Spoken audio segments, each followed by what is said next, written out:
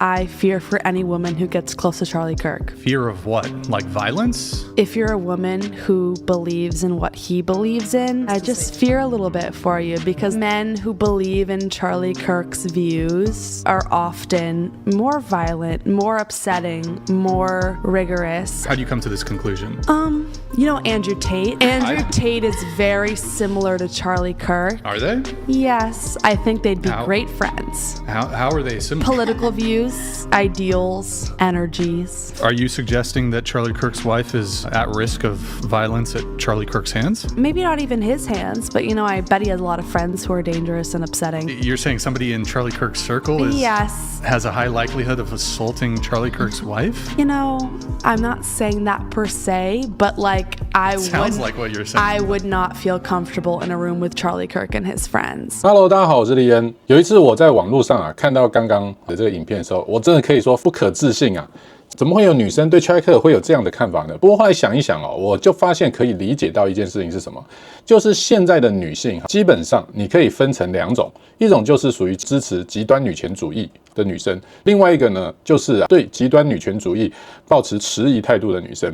那事实上确实 Charlie Kirk 因为他是非常反对极端女权主义的基督徒，所以呢，很多女生对于这个美国的保守团体，特别是基督徒的男生呢，常常会有一个错解，因为圣经提到说，妻子要顺服丈夫嘛，对不对？所以呢，这个在排斥圣经、不相信上帝的女权主义团体里头呢，听起来格外的刺耳，就特别会觉得这个基督徒的男生一定是非常大男人主义的，而且在家里呢，可能还会虐待打老婆可是他们都完全忽略了圣经对丈夫的要求，也有一句是根本更难做到，而且是其他任何宗教没有去强调，就是什么？就是要求丈夫必须要爱妻子如同舍己，为妻子舍命。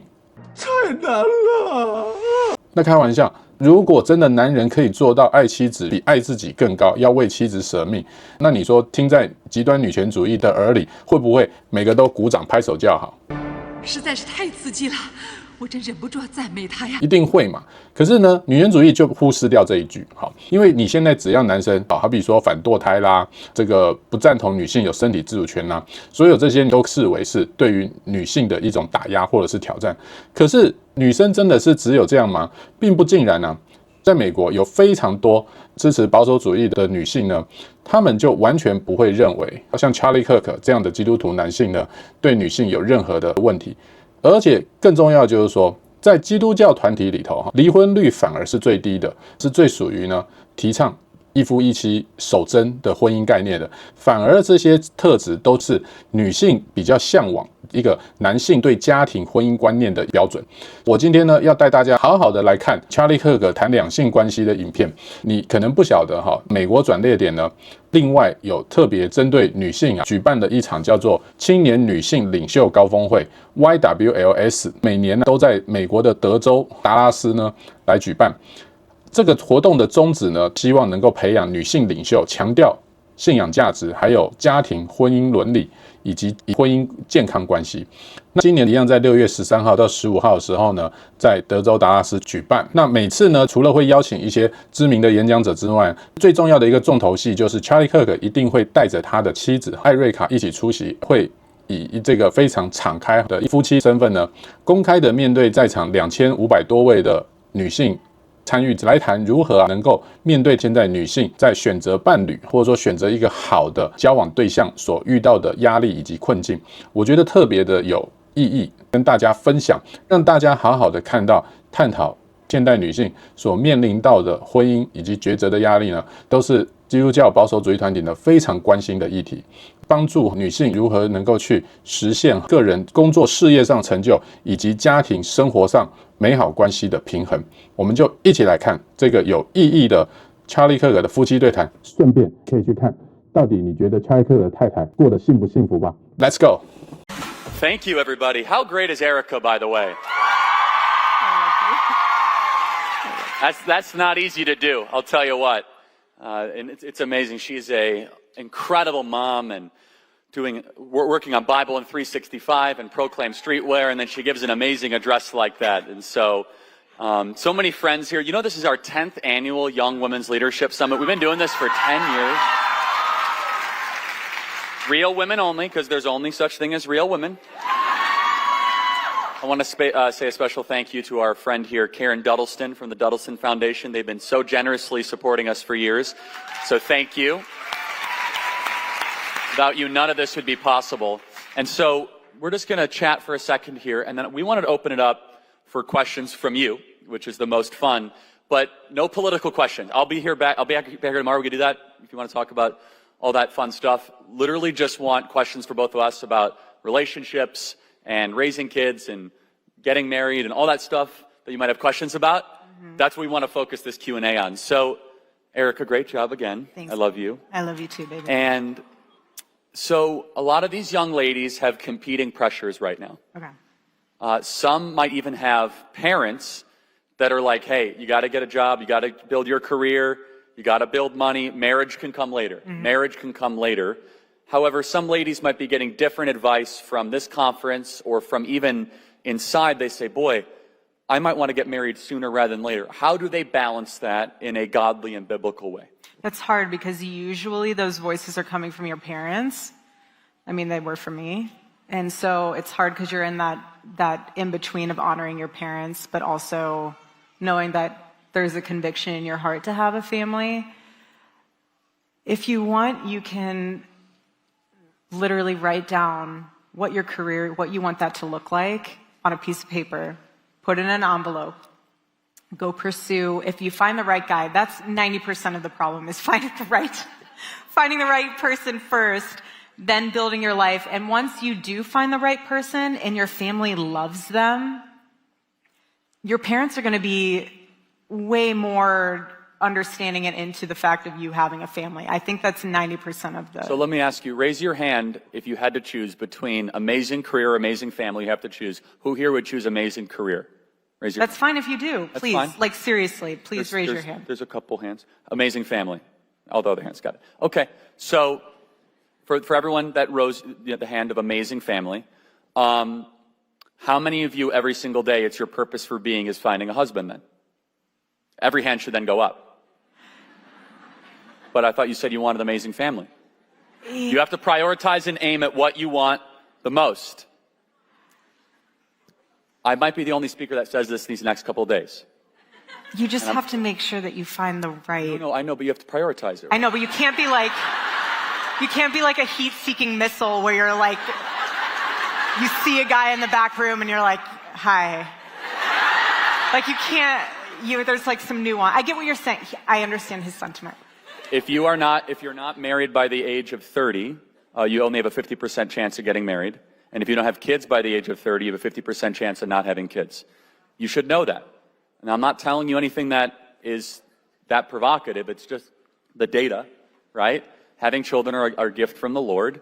And unfortunately, our culture de-emphasizes it. And again, you get what you aim at. You get what you prioritize. And so, yeah, it's interesting because every hand except a couple, and that's what, I'm not even saying which answer is right or wrong. It's just, if that matters more for you, then everything you do on a daily basis should point towards that.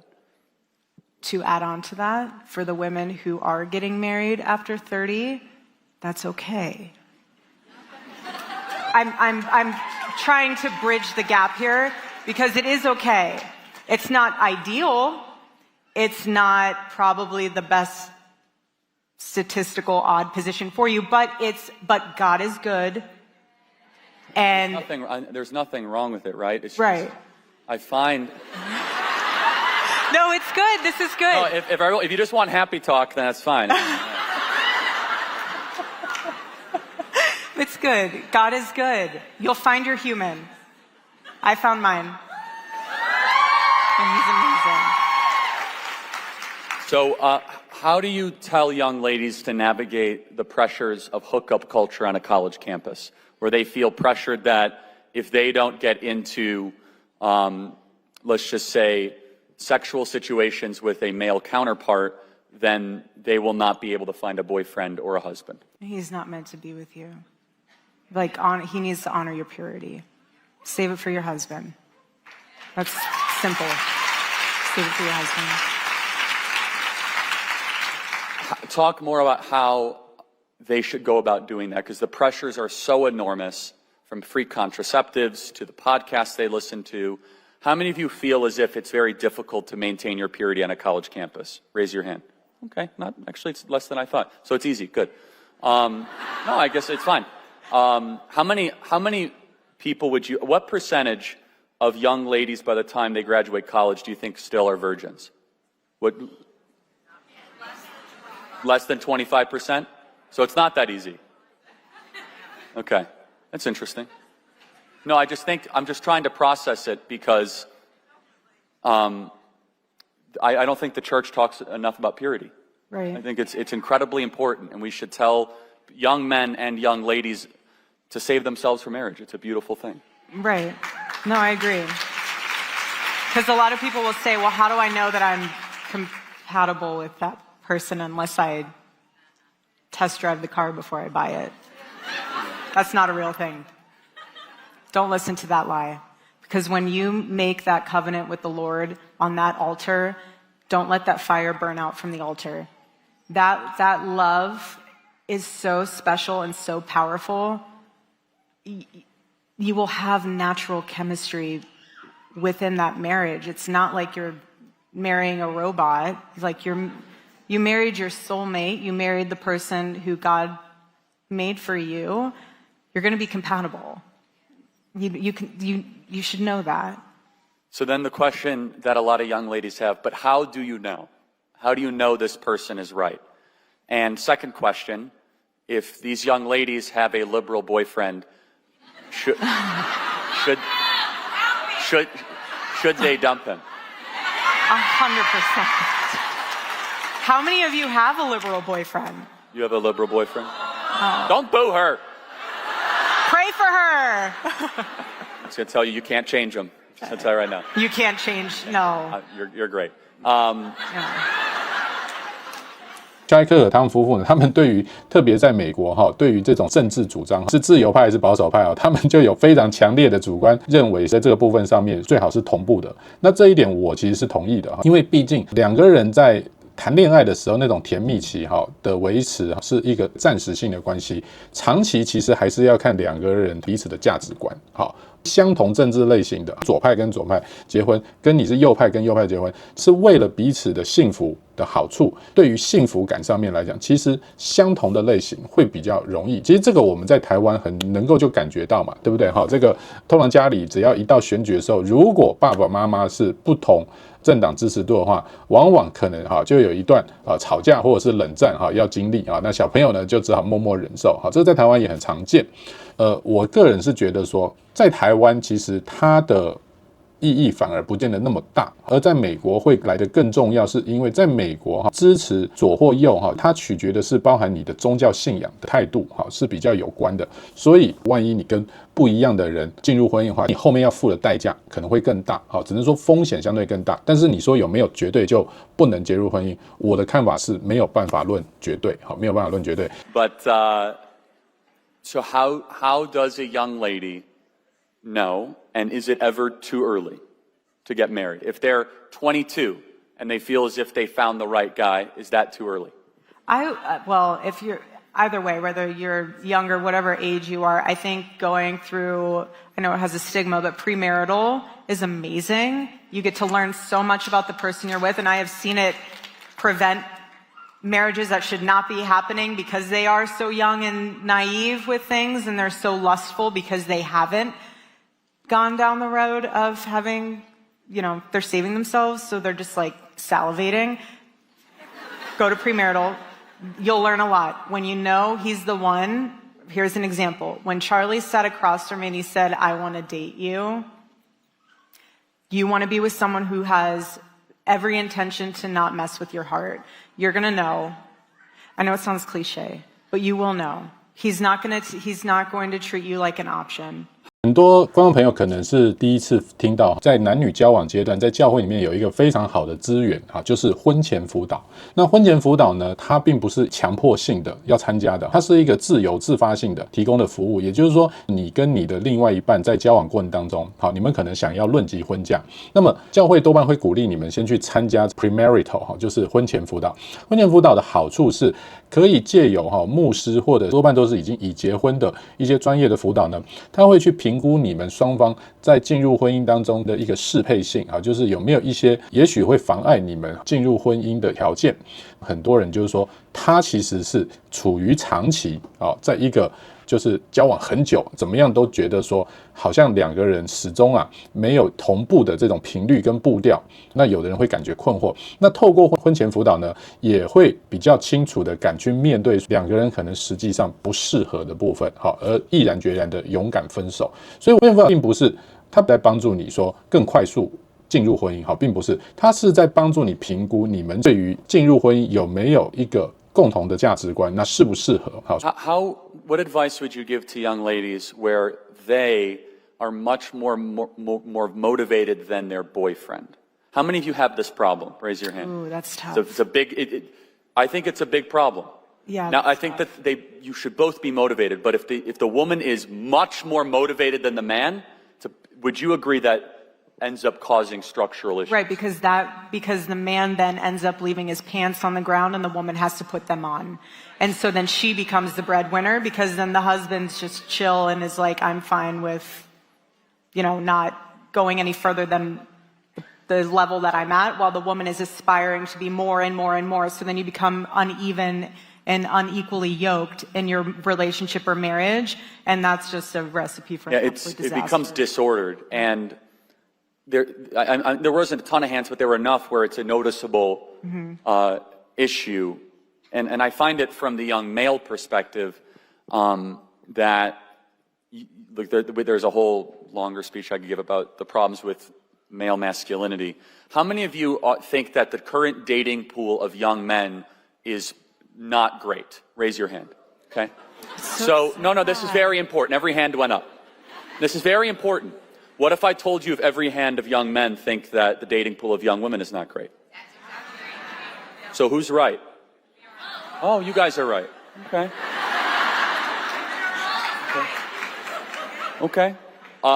I encourage you all to have a little more humility about that. What is one thing young women can do better to make themselves more appealing to men who say that the current dating pool of young women is lackluster? Do I ask good questions? Yes. I do this for a living. That's why he has such a good podcast and radio show, The Charlie Kirk Show. Are you guys liking these questions?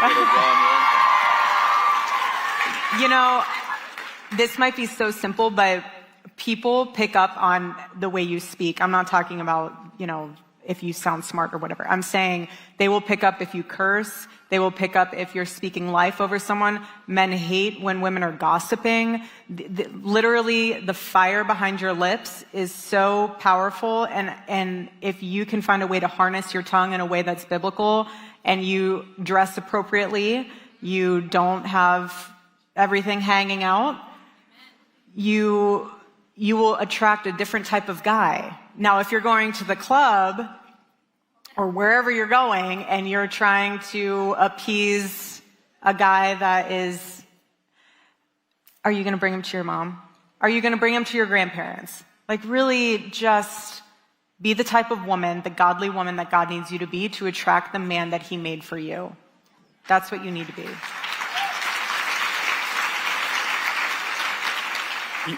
What young men have serious problems. We're working on fixing that, right? And it's easy to laugh, but you need young men. You do, and understand that young men are in a far sicker position right now than young ladies are.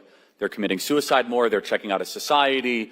They are on more There's a lot of issues, and it's easy to kind of make fun of young men. But a society needs strong men, and we need husbands, and we need fathers. And everyone in this room should be part of that project of making men strong again. Everyone. Mm-hmm. And so let me first say what young men need to embrace. How many of you would agree that self-control is an attractive quality that's hard to find in men. Every hand goes up. Great. I say this to young men all the time, that a young lady cares more that if you can control your impulses and control your desires, because that is a signal of what? Maturity, not of infancy. Self-control is a signal of maturity. And a young lady, whether she can articulate it or not, when she sees maturity in a man, she knows that when there's chaos, that man will be able to navigate the family, the relationship through that kind of environment. Young ladies need to be willing to submit to a godly man when you meet one. And if you're not willing to do that, then you got to pray about that. Because a lot of young men in the dating pool say, I don't want to be bossed around all the time. I'm just telling you what I hear from men all the time. The hyper-toxic feminism is very, very off-putting to young men. And I know this is contrary to what a lot of people hear on college campuses. You know, you have to assert your dominance, you have to kind of call your shot, that's fine. However, an attitude in the dating pool is that it can be very off-putting to young men that are already put down so much in our society. They're called toxically masculine, they're called, you know, who needs men, the patriarchy, and so then they just largely disengage. Or they do even a worse thing, which is they get involved like, I'm just going to sleep with a bunch of women, but I'm not going to marry them, right? The problem is on both sides, in my personal opinion. And again, I think that Erica hit it perfectly. Last thing I'll say, and then we'll do some questions, is men want what they cannot have. Men will do anything to solve the problem of scarcity. Anything. And if men can get you quite easily, that is not an attractive quality to be able to have a man go on a journey with you. I'm just being very, very honest with you. And there's one thing that men want more than anything else, and it's not Bitcoin. You know what it is. And as women have not been saving themselves for marriage, and men too, in the last 30 or 40 years, we've seen marriage rates collapse. There is a one-to-one correlation on those two things. And so, all that to say that everybody in this room, you have more power than I think you could ever imagine. If everybody in this room collectively said that we are only going to save ourselves for our future husbands, men will grow up in a way that you would never imagine. Like you can't believe.